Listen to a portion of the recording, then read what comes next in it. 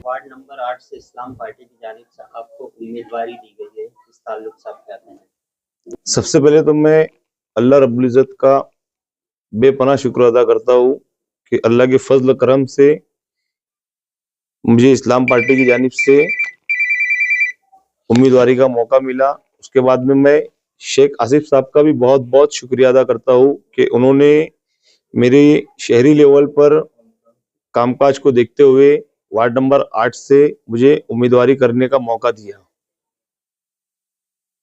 आप पूरे शहर में आपका एक नाम है, खिदमत के सिलसिले में आपको जाना जाता है और इस ताल्लुक से आप अब इलेक्शन में भी उम्मीदवारी कर रहे हैं, तो आगे किस तरीके से शहर की खिदमत करेंगे? 10 अगस्त 2021 को शेख आसिफ साहब ने मेरे कामकाज को देखते हुए, अवामी खिदमत को देखते हुए मालेगांव शहर राष्ट्रवादी युवा अध्यक्ष मुझको जल संपदा मंत्री और राष्ट्रवादी पार्टी के महाराष्ट्र के सदर जयंतराव पाटिल साहब के हाथों मालेगांव शहर का युवा अध्यक्ष मुझको बनाया था।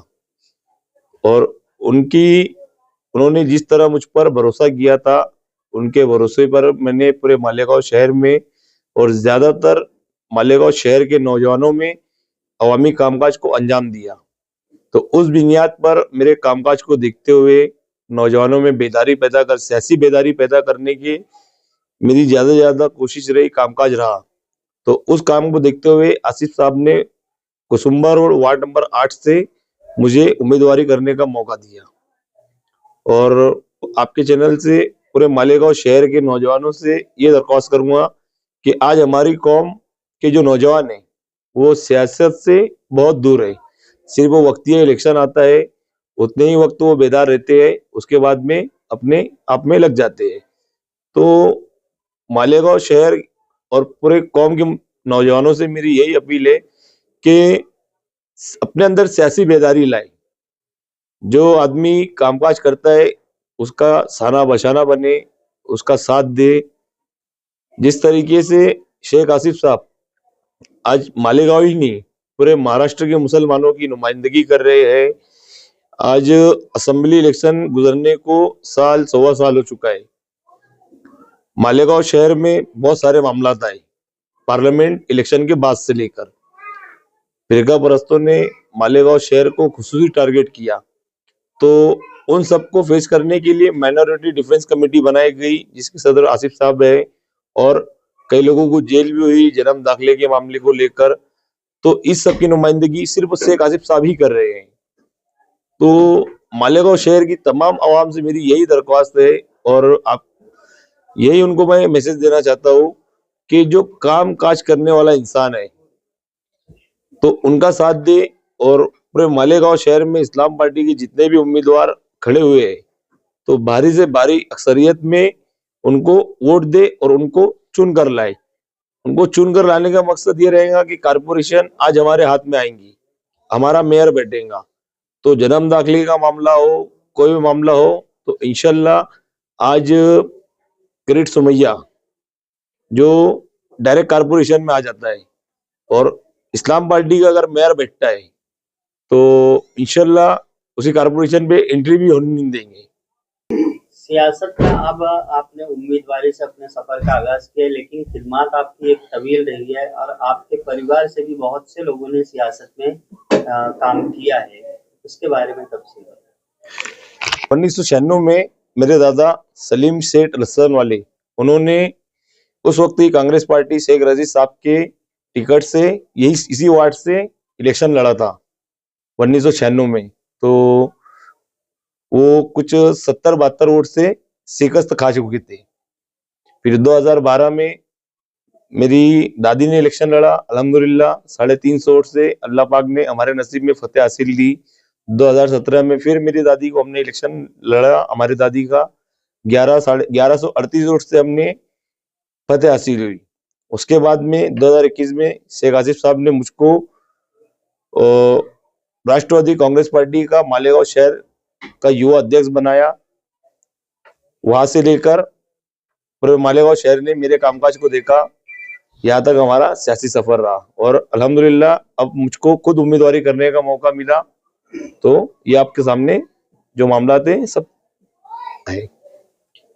आपके वार्ड में जो भी मसले मसाइल हैं उनको लेकर आप कारपोरेशन इलेक्शन में किस तरीके से कामकाज करेंगे? हमारा खानवादा जो है, फकीरा हाजी मेरे बड़े अब्बू है, हमारे खानवादे से हर बच्चे से लेके बड़े तक 24 घंटा अवामी खिदमत में लगे रहते हैं।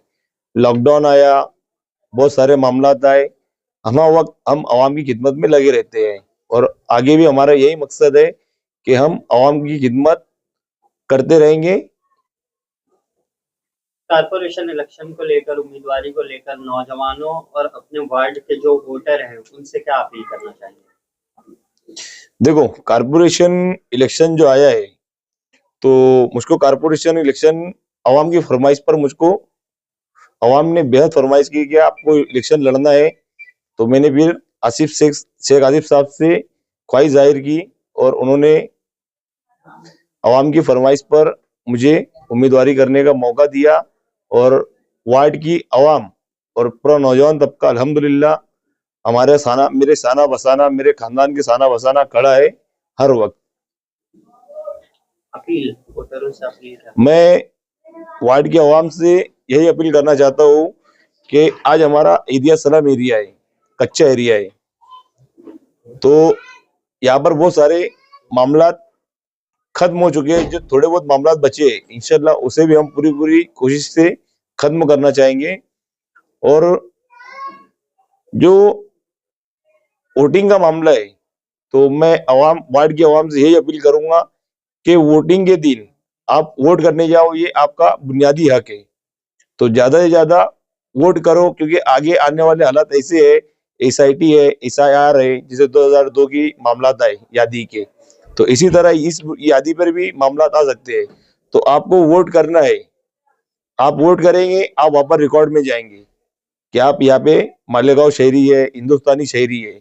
आगे मामला बहुत सारे आ सकते हैं, तो इस सब मामला को हैंडल करने के लिए, संभालने के लिए मालेगांव शहर में एक ही चेहरा है, वो है शेख आसिफ साहब। तो आप लोगों को इस्लाम पार्टी के उम्मीदवारों को वोट देना है और आसिफ साहब का और इस्लाम पार्टी का मेयर बैठाना है।